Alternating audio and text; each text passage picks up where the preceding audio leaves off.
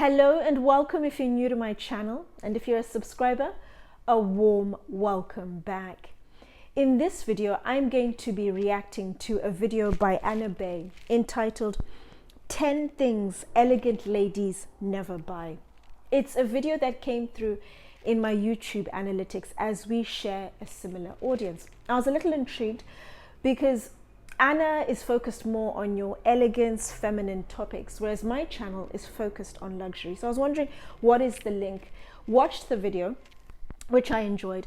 And there were some points I agreed with Anna and some I was opposed. And I thought, instead of writing a missive in her comment section and potentially upsetting her and some of her viewers, why not create a reaction video? And of course, my own viewers have said they particularly enjoy my reaction videos. I'm Anesu Sagonda, and I produce educational luxury content for anyone after the finer things, whether you're young and starting out in life and wanting to reap the benefits of buying quality from the get-go, or you're new to money and wanting to learn how to navigate the terrain, or you're into luxury but wanting to focus more on quality under the radar brands, then my content is geared towards you.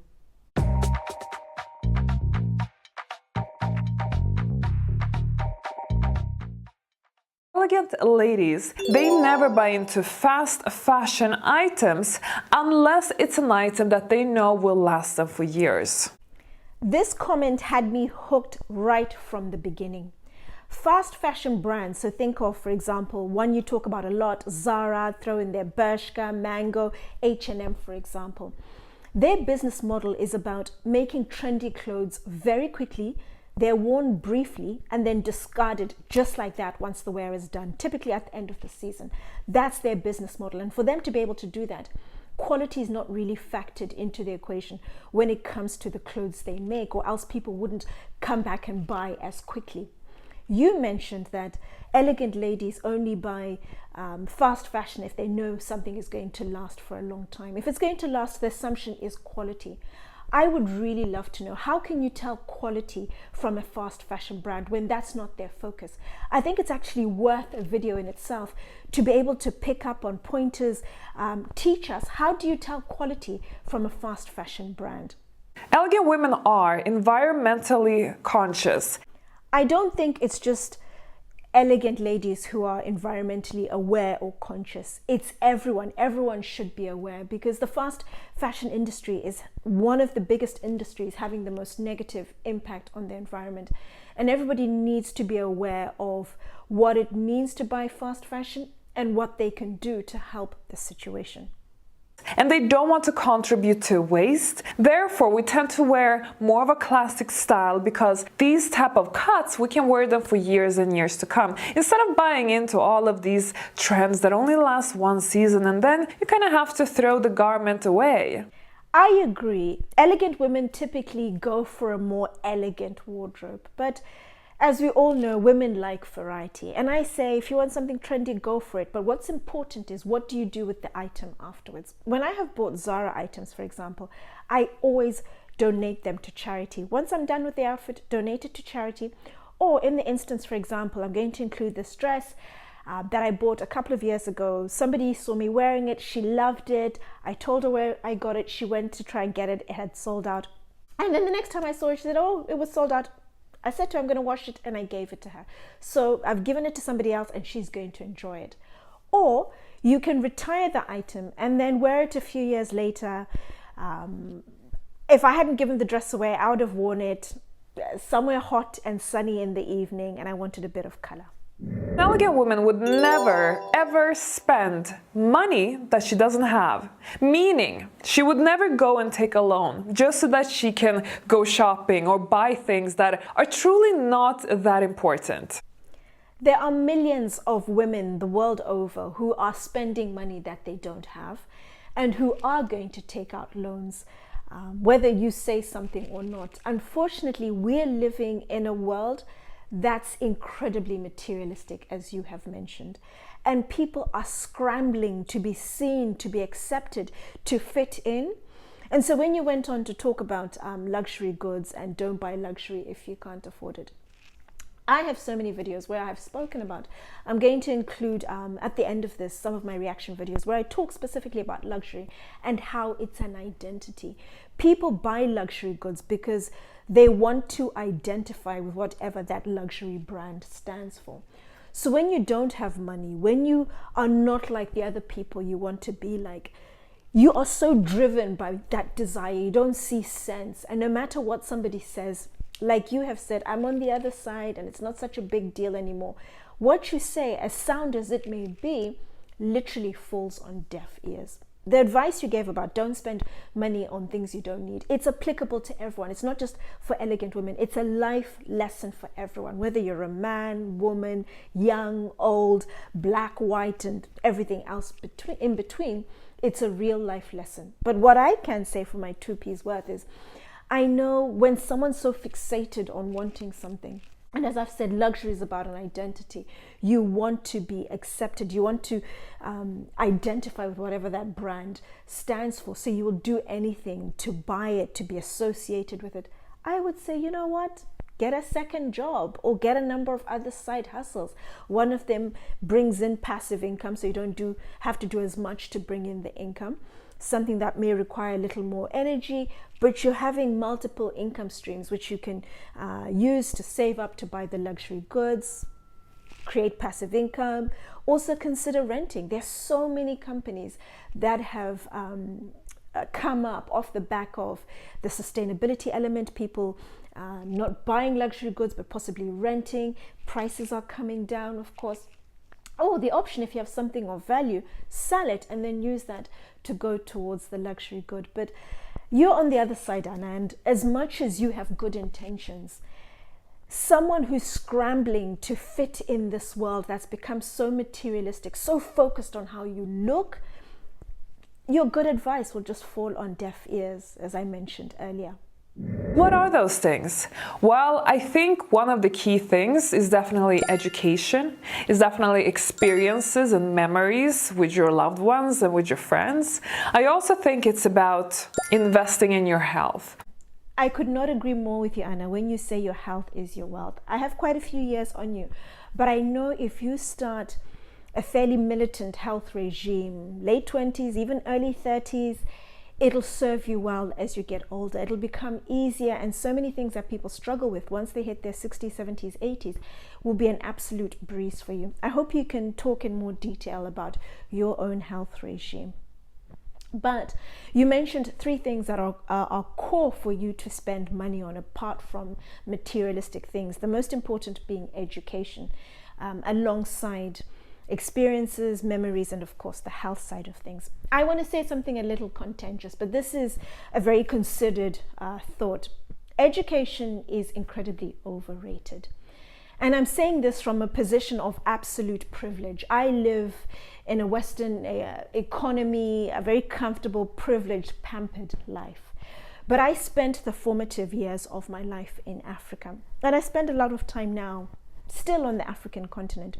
It's a continent with about 1.4 billion people. 60% of that population is under 25 years of age. And the key economies in Africa with the biggest, most productive economies have unemployment of between 10 to 30%. So there are a lot of very young, frustrated people. But what that means is you have to make a plan. We have an African expression about make a plan. You have to make things work for yourself. And people are incredibly entrepreneurial, and that has taught me that there are, from experience, I've seen people coming from the most impoverished backgrounds and they become incredibly successful, or people who can barely read or write. They can just about write their name, but they're incredibly successful. They are dollar-denominated multimillionaires. And to me, having lived in an economy where education is free, it's abundant, it's fantastic, education makes you a thinker. Whereas when you learn on the job, on the ground, things are happening, you're learning through the school of hard knocks, you become a doer. And it's all about your attitude. And one thing I know for sure is that your attitude determines your altitude. So even without education, if you have a can-do attitude, anything is absolutely possible in life. But coming back to this whole education point you mentioned as the most important. You didn't talk in the context of an elegant woman. What does education look like? I would be more inclined to say, do things that build, that challenge, that give you a life skill as an elegant woman. So whether you want to be the type of woman who looks impossibly stylish, you have your own elegance course, a grooming course, a styling course, I think, doing things like flower arranging if you're somebody who entertains, tablescaping, wine tasting course, learning a language, going back to university, doing another degree, but things that are relevant to building you and making you a bigger and better person for your particular lifestyle, the life you would like to lead. What it is about is to purchase quality. And of course, quality oftentimes come at a price tag, come with a designer label, but not always. You can easily find quality even on a budget. This bit, I was a little confused. I'm not too sure I understood what you're saying. I did agree with you on quality is the most important thing. And quality, I think, is fairly expensive, especially very good quality. You can have designer brands that are not good quality, and you can have designer brands that are phenomenal quality and they're expensive, or they're not as expensive. Yes, they're all of those dynamics, but I think you can very comfortably wear designer brands from head to toe and curate a phenomenal style from designer brands. Let me give you a quick example. There are two areas in London, which I think you are familiar with, having lived in London for some time. There's Pavilion Road in Chelsea, and then there's Mount Street in central London. If you sit, let's say, for example, on Mount Street outside Scott's restaurant, or on the opposite side, the Hideaway Cafe, what used to be Mount Street Cafe, Pavilion Road, if you sit at Granger & Co. or any one of the cafes along Pavilion Road, and you just people watch. I've done this a number of times, and I've seen some of the most well put together, spectacularly well put together outfits, and they're designer brands from head to toe. But the secret is, it's brands that are very much under the radar, and they aren't brands with big massive logos or very distinct patterns that are synonymous with the brand. It's just pieces that are incredibly well made in terms of the material, the craftsmanship. It's all about the details, how they fall, the texture of the materials. Absolutely spectacular, and it's designer brands from head to toe. And yes, some do mix designer brands and your mid-lux or your mid-tier brands, but you can very confidently mix designer brands, high-end, mid-range, and still look fantastic and very well put together. It's all about how you do it. And I think the issue you may have been suggesting, I'm not sure if I interpreted correctly or misinterpreted, is wearing the designer brands that are incredibly logo heavy or have very distinct patterns that people know them for. And therefore you end up looking not as well put together. For example, having Fendi or Gucci prints from head to toe. So maybe that's what you meant, but I'm all for designer head to toe brands that are very much under the radar. The focus is on quality, no hype. Amazing brands to put out there just to get you going. Jill Sander, Wolford, Merlette, throw into there as well Kate, Nanushka, and two well-known brands, Ralph Lauren and also Joseph. If you have just a little bit of money to spend, always opt for premium when it comes to the things that you put in your mouth, because that's going to affect your entire health, your well-being, your physique, your appearance. This is the only point I didn't agree with you on, Anna. When you have a small amount of money, I don't think it's best placed buying premium food. Premium, I'm guessing you mean organic. I would say the focus, if you have a small amount of money, is getting the foundation of your diet right. So focusing on buying wholesome food. So your whole grains, think for example, your wholemeal pasta, bread, brown rice, oats for example, fresh fruit, vegetables, white meat, fish.